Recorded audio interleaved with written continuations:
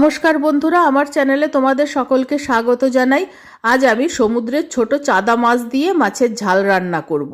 তার জন্য মাছগুলোকে কেটে ধুয়ে পরিষ্কার করে নিয়েছি আর সব উপকরণ গুছিয়ে নিয়েছি।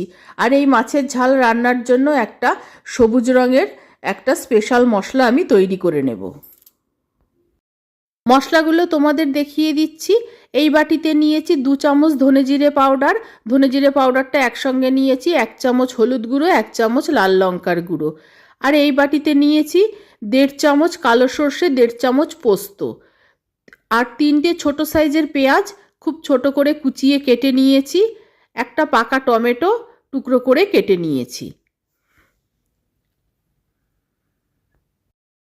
স্পেশাল সবুজ মশলা তৈরির জন্য নিয়েছি ছোট এক টুকরো আদা, কয়েক কোয়া রসুন, অল্প কিছুটা ধনেপাতা, একটা বড় সাইজের কাঁচা টমেটো আর একটা বড় ক্যাপসিকাম টুকরো করে কাটা আর কয়েকটা কাঁচা লঙ্কা। মাছগুলো কেটে ধুয়ে পরিষ্কার করা আছে। এবার মাছের মধ্যে দিয়ে দিলাম অল্প নুন আর অল্প হলুদ। মাছগুলোকে ভালো করে নুন আর হলুদ দিয়ে মাখিয়ে নেব। নুন আর হলুদ মাখিয়ে মাছগুলোকে মিনিট 10 জন্য রেখে দিচ্ছি। ধনে জিরে, হলুদ আর লঙ্কা গুঁড়োটাকে অল্প জল দিয়ে গুলে রাখছি। এবার মশলা তৈরি করে নিচ্ছি। সর্ষে আর পোস্তটাকে শুকনো আগে মিক্সিতে গুঁড়ো করে নিচ্ছি।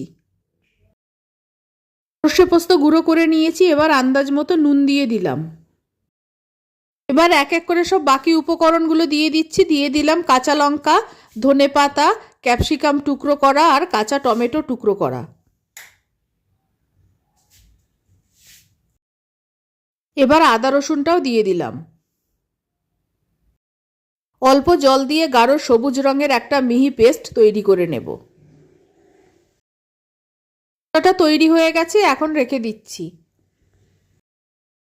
কড়াইটা ভালো করে গরম করে সর্ষের তেল দিয়ে দিয়েছি। তেল থেকে যখন ধোঁয়া উঠবে তখন মাছগুলো ভেজে নেব। মাছগুলো লাল করে ভেজে তুলব।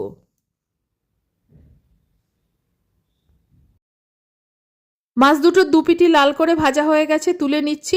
প্রথমবারে দুটো মাছই কড়াইতে দিয়েছিলাম, এবার 4-5টা করে মাছ দিয়ে দেব। এইভাবে বাকি মাছগুলো সব ভেজে তুলে নেব। সব মাছগুলো ভাজা হয়ে গেছে। এবার কড়াইতে আরও একটু সর্ষের তেল দিয়ে দিলাম। এবার কুচনো পেঁয়াজগুলো দিয়ে দিলাম। পেঁয়াজগুলো খুব লাল করে ভেজে নেব।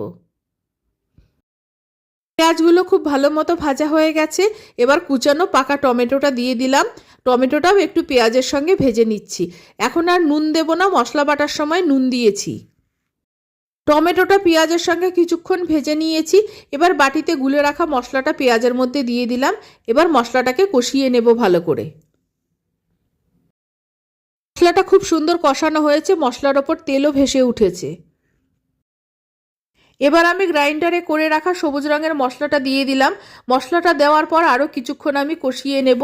আর সর্ষে তিতো হওয়ার কোনো ভয় নেই। সর্ষে বাটার সময় আমি নুন আর কাঁচা লঙ্কা দিয়েছিলাম। নুন আর কাঁচা লঙ্কা দিয়ে সর্ষে বাটলে সর্ষে কখনো তিতো হয় না। আবারও মশলাটাকে ভালো মতো কষিয়ে নিয়েছি। গ্রাইন্ডারে লেগে থাকা মশলাটা ধুয়ে আমি অল্প জল দিয়ে দিলাম। এই মাছের ঝালে খুব বেশি জল লাগবে না।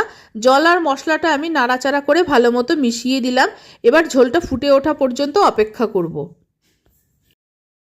গ্রেভিটা আমি 2-3 মিনিট খুব ভালো করে ফুটিয়ে নিয়েছি।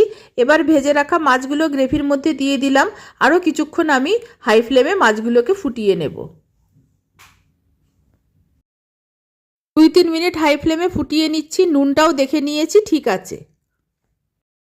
মাছটা রান্না হয়ে গেছে, আমি নামিয়ে নিচ্ছি।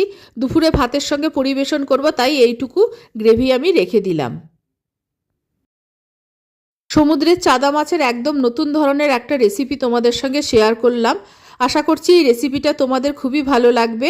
আমার এই রেসিপি ভালো লাগলে অবশ্যই আমার চ্যানেলকে সাবস্ক্রাইব করার, লাইক করার, শেয়ার করার অনুরোধ রইল।